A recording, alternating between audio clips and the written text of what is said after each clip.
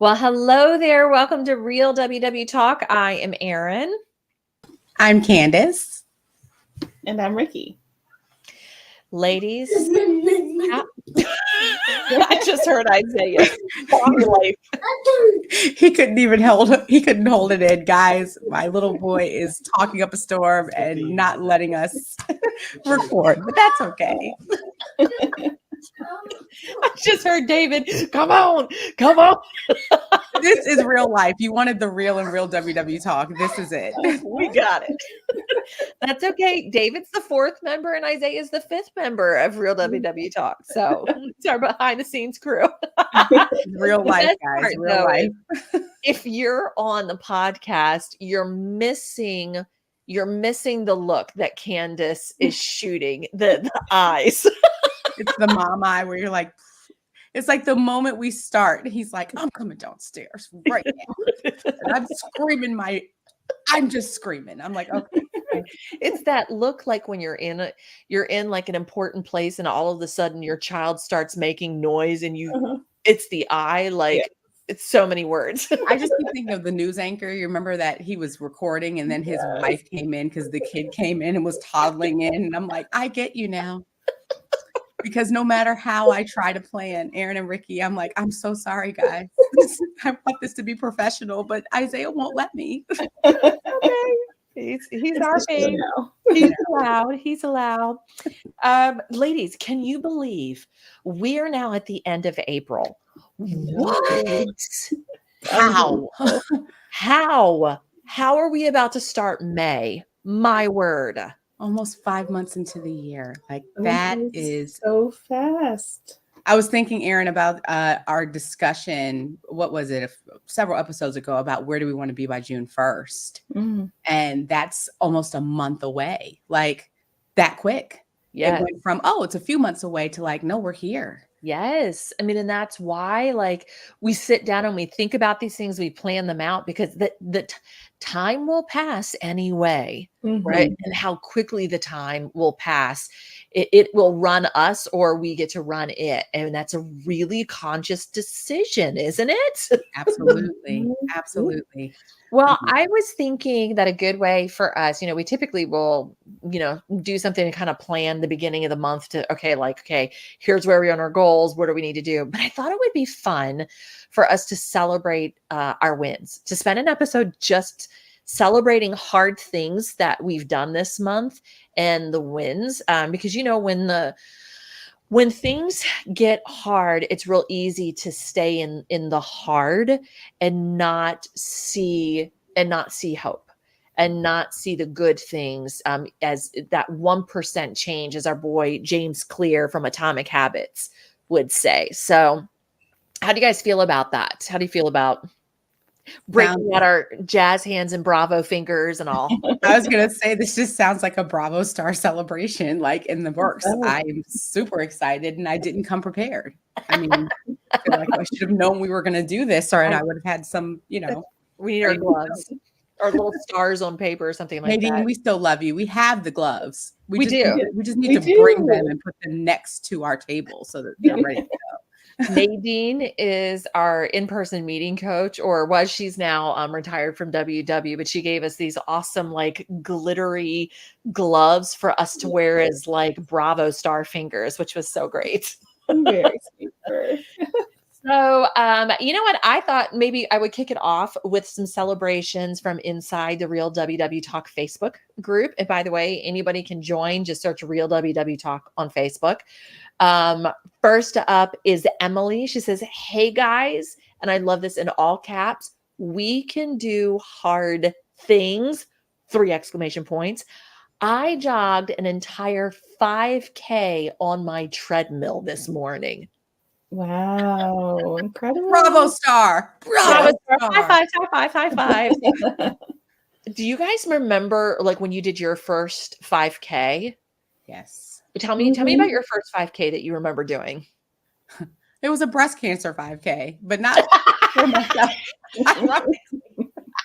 We're laughing because Candice had breast cancer. I had breast cancer. We can laugh now. But I was like, I'm going to eradicate breast cancer out of this world and do a 5K for it back when I was I was younger, but it was my first, and I was so excited to cross because it was in DC, I believe, and it was my first in-person kind of race. And I got a medal at the end, and they handed out water, and I had a shirt, and I was so proud of myself. So it's always That's a core awesome. memory. How about you Yeah. guys? I'm trying to remember because once I started doing them, I just there was a year or two where I just did so many of them. But I'm pretty sure the first one was the Baltimore Women's Classic because I think Erin, you had recommended it, and a couple other people in the meeting room had recommended it. They're like, they give you a cold towel and a rose. I'm like, sign me up. So it was all women. It was, it really mostly flat. There was a big hill at one point, but mostly flat, route around Baltimore, very scenic, very beautiful. And you get a cold towel and a beautiful rose handed to you, usually by gentlemen at the end. So it was easier than I thought it would be, but still, I've always been a walker. I'm not, I grew up with terrible asthma. Running, it's just not for me. But it was a great experience. My first 5K, which I shared this, I don't remember, a bunch of episodes ago. So shout out to everybody who's been listening since the beginning. It was somebody within our meeting space, John, who had mentioned that he just decided to do a 5K on his treadmill one night. And I went, could I do that? Can I do that? And that week I just did it. And I couldn't believe it because it felt like such a big deal to walk that long and that far on the treadmill. And then my first official 5K was the Baltimore Women's Classic. And just the feeling of crossing the finish line, because I was nowhere close to my goal weight. I was probably another 20 pounds heavier than I am now. And maybe 25, actually a little bit more. It's always at the end of June, and it's Baltimore summer, and it's right at the Baltimore Harbor. So you're getting all the humidity and stuff. And so it was you were talking about doing hard things. That was such a challenge, but the feeling that I had when I crossed that finish line, the how proud I felt of myself. And then you get that cold towel that they put across the back of your neck, plus the rose and the bottle of water. I was like, I'm in. I'm in. I am a runner, Yeah. walker runner. I don't care. I got a medal. I got a rose. I got a cold towel. Yep. All is well in the world. The downside about those races is all those greedy runners, they eat all the watermelon and the oranges. So you've got like half a banana left on the table when you're done walking. They're So if serious you're a about their runner, fruit. think about the walkers. That's right. Leave us some nice fruit. Give us a little something. We need a little something, something. This is hard for us. Yeah. Okay, well, that was Emily's hard thing. What have you guys? Let's go around the room, the table. What's a hard thing that you did this month that you're really proud of? That was a win. Erin, you always throw it off to us. I'm going to start it with you. I want you to start us off. Oh my gosh. Do the Okay. honor. We want to celebrate you first. Yeah. Well, okay, this is going to sound like an odd, hard thing, but I had a 50-day tracking streak that I let lapse. And the hard thing for me in that was that became the win, was not feeling guilt around letting a 50-day tracking streak go, and also then not throwing in the towel on my tracking streak, because at the beginning of the year, I made this grandiose post in the Real WW Talk Facebook group that I would rather be able to look back instead of having this perfect tracking streak and be overwhelmed by it at the end of the year. I would rather see that I tracked for like 325 out of 366 versus have a really strong tracking streak, like 75 days, and then that be the end of it. So it's okay to pick up a tracking streak if one drops. So that was my win. It lapsed, and then I've picked it back up, and here I go. Bravo, stars. First off, Yes. because it's hard when you have a streak and the streak goes, and as a recovering perfectionist, that's something that I've striven for in the past, and when it's gone, to pick back up is more of a mental exercise than anything. Yes. So That's major. Congratulations. Yes. And Wow. one other thing to add with it too is I could have gone back in and saved it because I love they give you an Yeah. extra day now. Mhm. But I didn't want to go in and just put an orange in to save it. Like I really wanted to be completely honest with Yeah. my streak. And I didn't feel like I could do that. And for me, it was a conscious choice to let it lapse and start over, not out of a place of perfection, but just Mhm. out of pure, honesty and accountability. Because when I start skirting around, like, well, I'll just put this in here and I'll just put, like that doesn't, Slippery slope. yeah, very slippery Mhm. slope for me. So I'd rather have the full accountability with it. Yeah. So, Okay. okay, who's next? Well, so I guess for me, I've kind of shared this a little bit the past couple of episodes, but I'm just proud that I've been continuing with the evening workouts. That's something that was a major mind shift for me because even though I wasn't doing the morning workouts anymore, it was hard for me to get out of the mindset of it's okay to change to the evening, or it's okay to say I work out when I can. And sometimes it's in the morning and sometimes it's in the afternoon or evening. So for me, the hard thing was just changing my mindset and getting out and doing walks, even if it means it's after dinner. I think I also had a mindset of once I'm on the couch for the evening, yeah, I'll get up every now and then and walk in place. But I never used to, go outside and like go for a walk.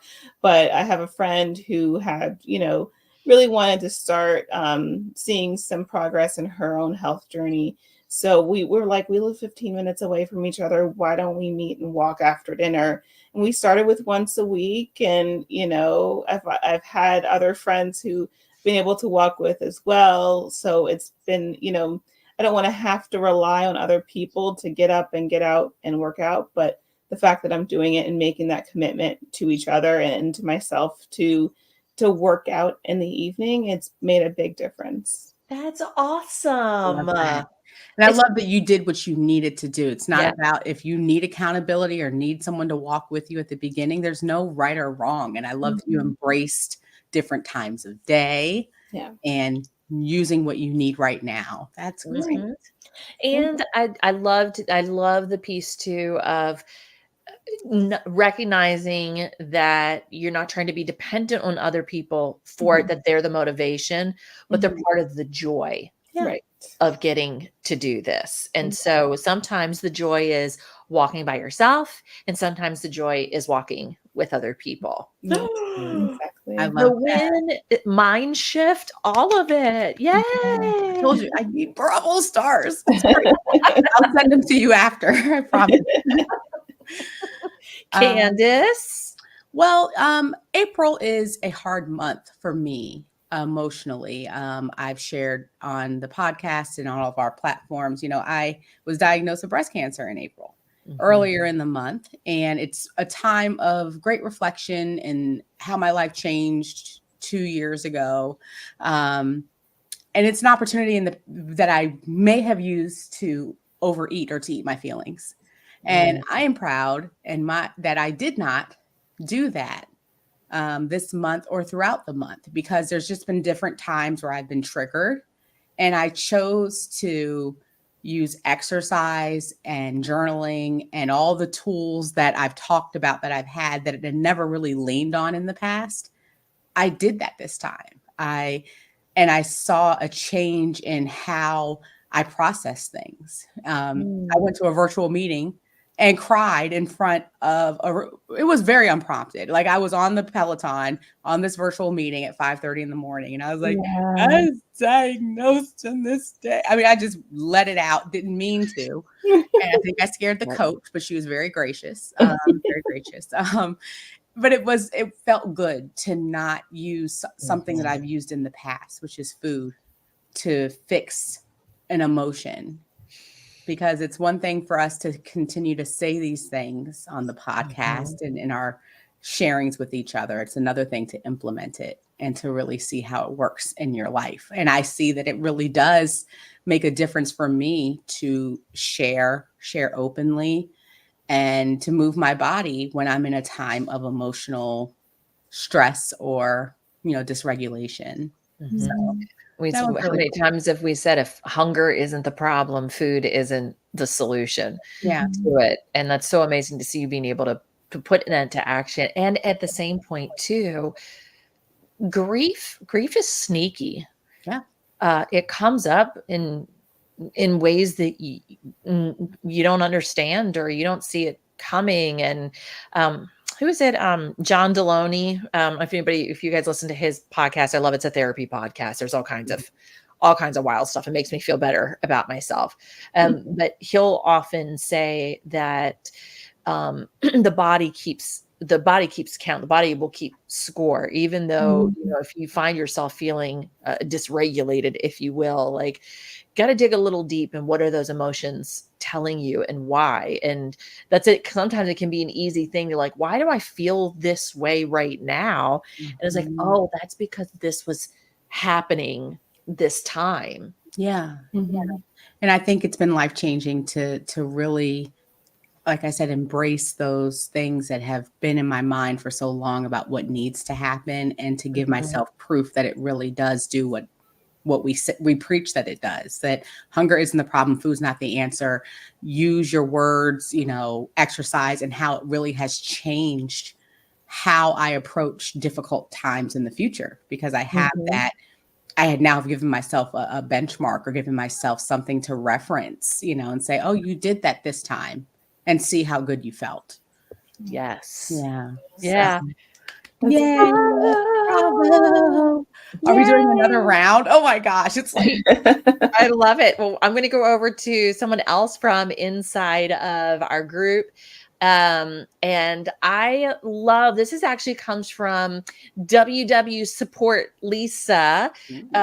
So Lisa is one of the WW, part of the WW support team. So if you go to one of the online meetings, she's one of the people that, will drop information into like the sidebar, or if you've got any questions, you can ask them to her. She is there to support the meeting coach. And so she will on occasion pop into our group and let us know what meetings that she is doing support for. So you've got a friendly face when you join in. So we love you, Lisa.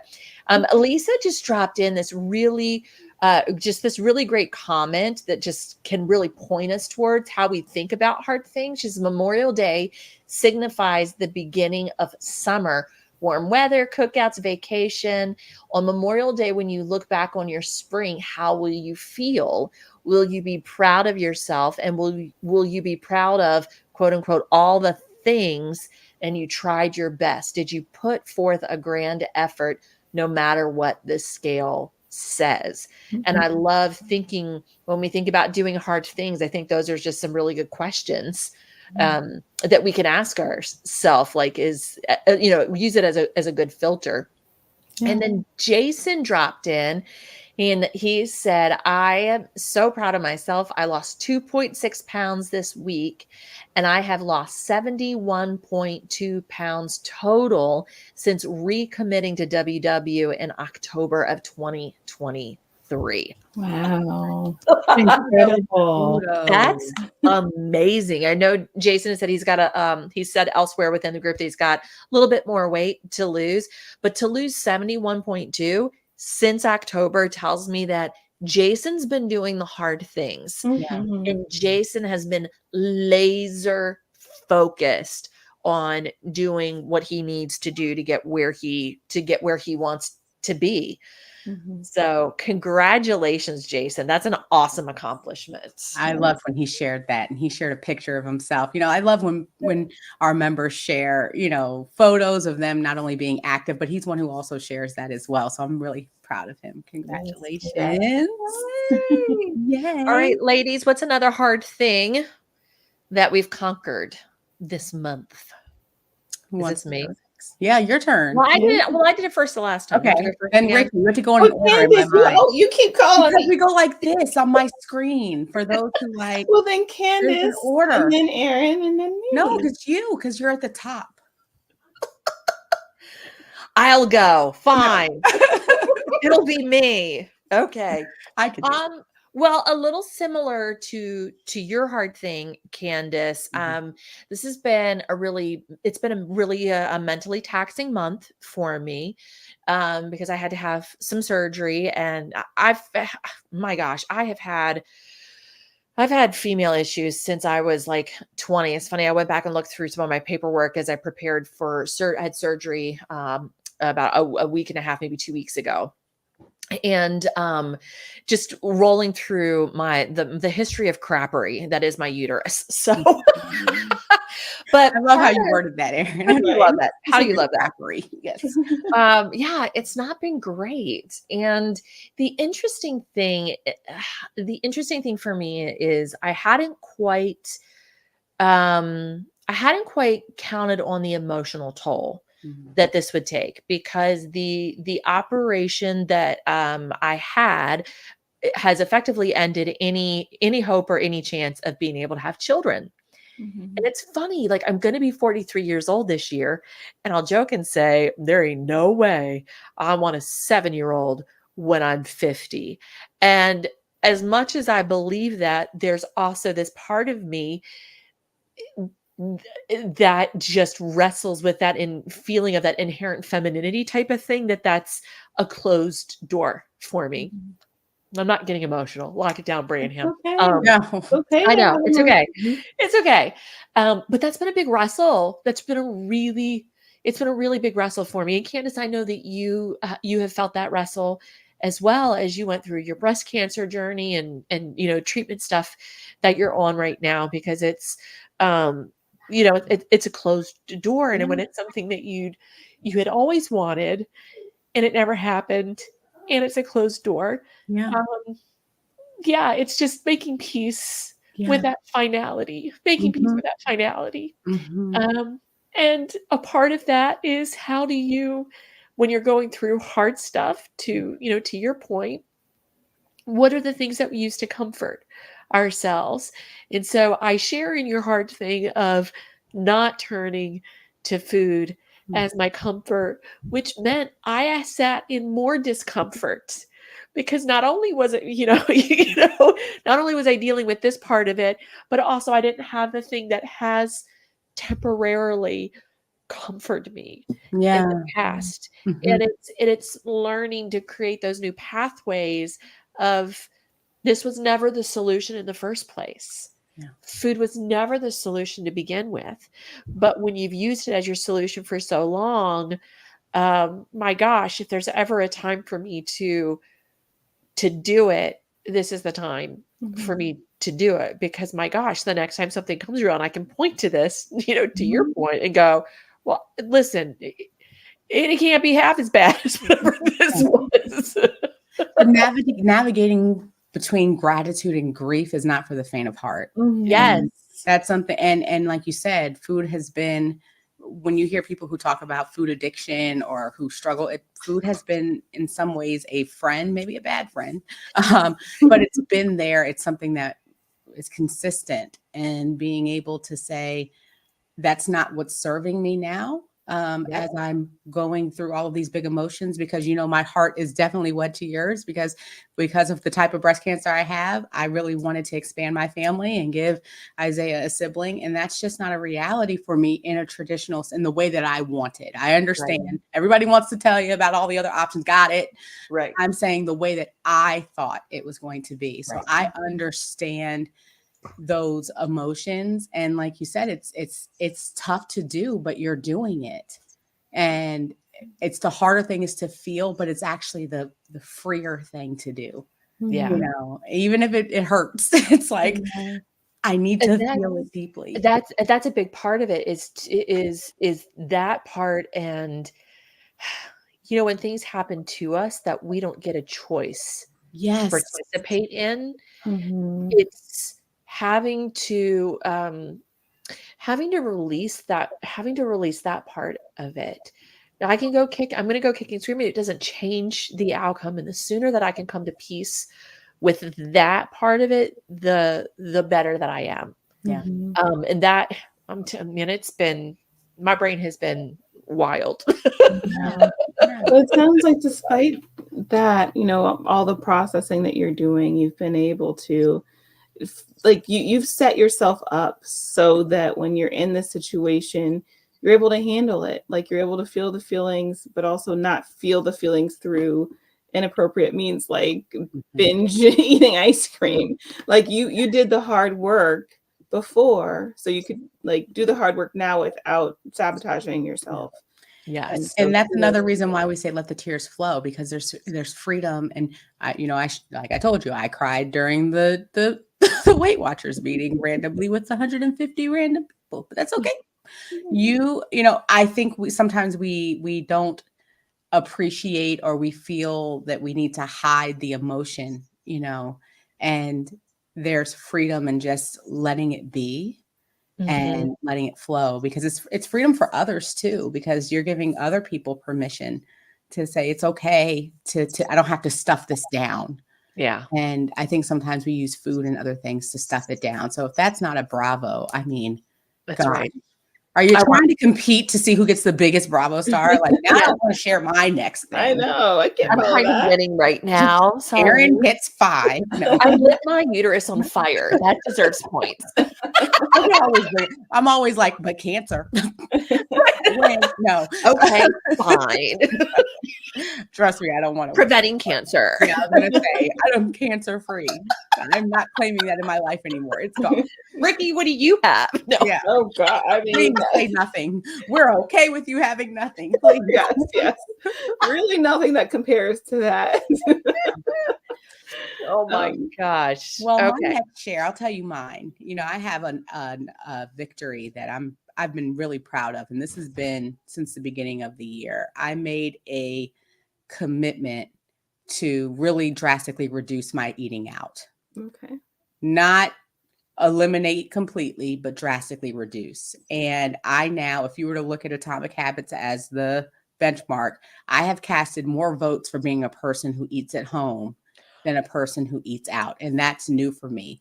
My husband and I have been tracking in our budget. And I mean, I think we're now at thousands of dollars for the year on saved from not eating out. And I'm seeing not only changes in my blood work, but my weight, which is what we always want. And my ability to just, like, anything that I desire, I found out how to make it at home and realized that I actually like it more.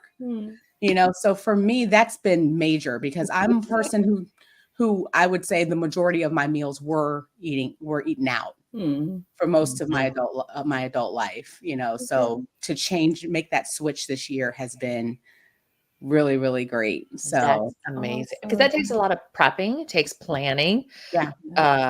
I'm the cooking, and you're trying to do that with a 3-year-old, and that's something. But trying to model habits that I want, Isaiah to be able to look at and say, okay, we did have home cooked meals, or we did do these things.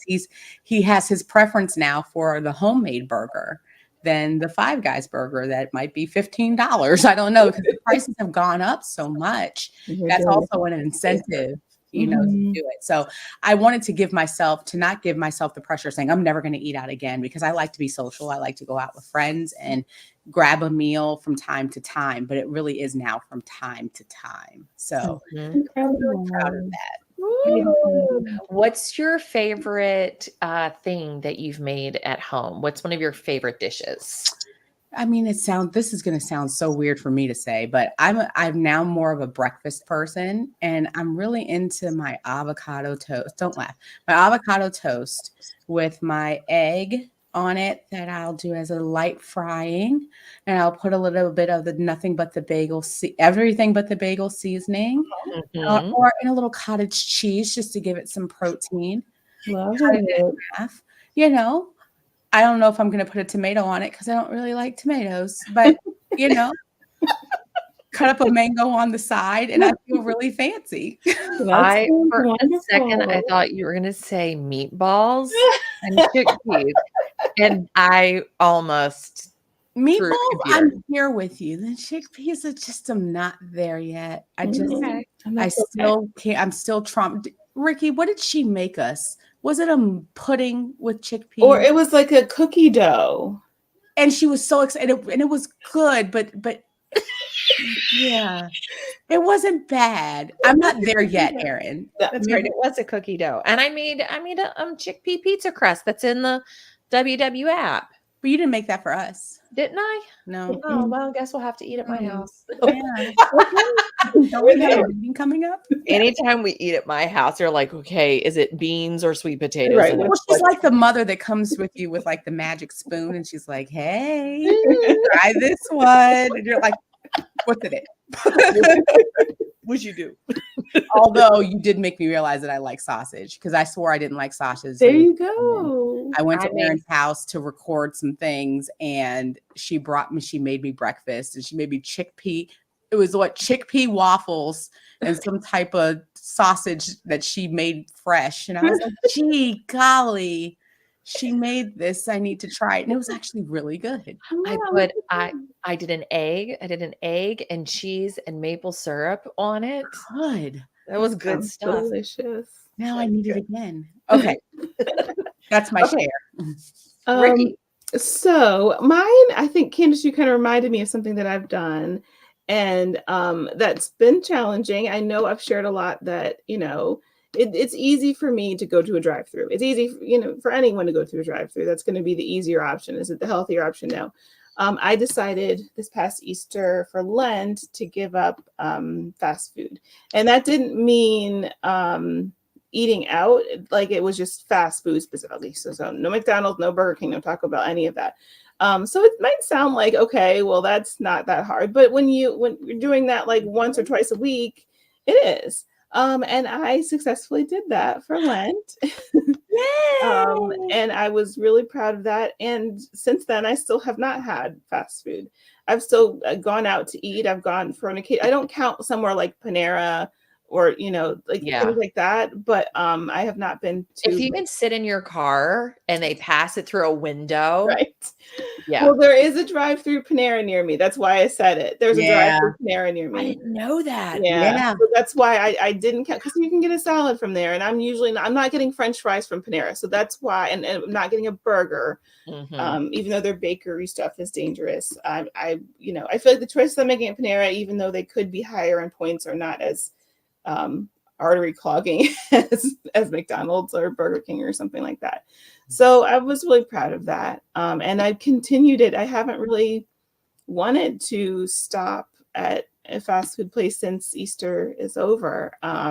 So I feel like that I broke a habit, and I'm praying it continues. But yeah, we have to start somewhere. And I think that what we may see as small is big in the long run, because once you see that you can do that, I think it shows, just like you said with the exercise. Oh, I can exercise in the evening. It's all of these things that are challenging beliefs that we had that we couldn't do. Yeah, I love that. Congratulations. Thank you. Yay. How are we celebrating? I know, right? McDonald's, darn it. Because I know we're going to celebrate. Let's go eat. Just ruined my share and everything, just mess it up. So, because I really did go there. Ladies, I love this. I think we need to make this like maybe, I don't know, every 3 months or so we do a win episode. I love this. Let's call it Bravo Day. Let's have a Bravo Day. What? You can make Erin, you can make a graphic for us, and I love it. Happy Bravo Day. I love that, Candice. And people can share in our Facebook group what your Bravos are, and then we can share them on here from time to time. Okay. I love it. I love it. I think that's a great idea. We've definitely just started something. All right. Hands so in. We're doing it. And people who are on the podcast, we just put our hands in. It's real. That's right. That's It's happening. Friends forever. It's from Saved by the Bell, guys. That's how you know when you put the hand in and pull it out and sing the song, it's going to happen. Then you're in. This is it. Okay. Well, we've unofficially just started our first Bravo Day. Yay. And we will work to make that an official thing. So since today is the first unofficial Bravo Day, what we would love is if you would drop your wins either in the Real WW Talk Facebook group. If you're watching this on YouTube, drop it in the comments. Instagram, shoot us a little message. Let us know what your win is. You know, when we share the things that we're conquering and we're sharing the wins behind it, not only does it encourage ourselves to think about the hard things differently, but it shows other people what's possible. And to me, when you don't have hope, you don't have much. It keeps you stuck. And these are the little things that give hope, help us grow, help us see that there's more, that there's more that we can do in a really positive way and feel really good about it. So yay for the wins. Yay. Well, we hope you have a great week. We'd love to hear from you, and we will see you next time. Bye.